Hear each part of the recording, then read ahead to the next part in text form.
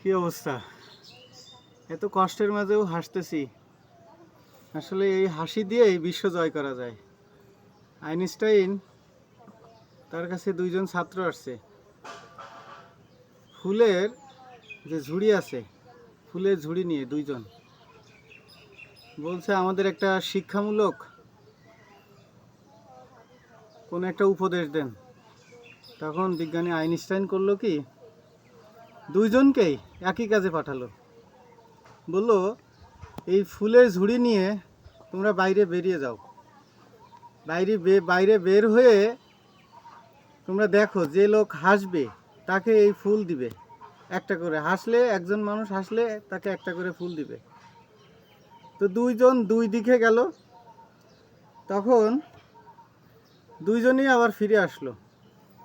কিছু ঘন্টা তিনিক পরে ফিরে আসলো। এসে একজনের ঝুড়ি খালি, ফুলের ঝুড়ি খালি, আর একজনের মানে ফুল ভরা ঝুড়ি থেকে গেছে।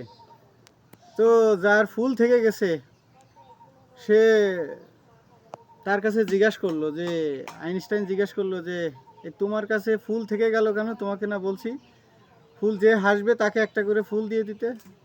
বলছে, আমি বাইরে বেরিয়ে দেখি কেউ হাসে নাই, কাউকে একটা ফুল দেয়নি।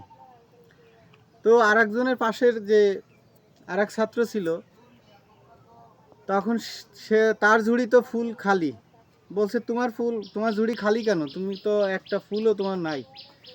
তখন ওই ছাত্র বলল, আমি বাইরে বের হয়েছি, যার সাথে দেখা হয়েছে তার সাথে দেখে মুখোমুখি একটা হাসি দিছি, সেও একটা হাসি দিয়ে দিছে, তার সাথে সাথে একটা তাকে ফুল দিয়ে দিছি।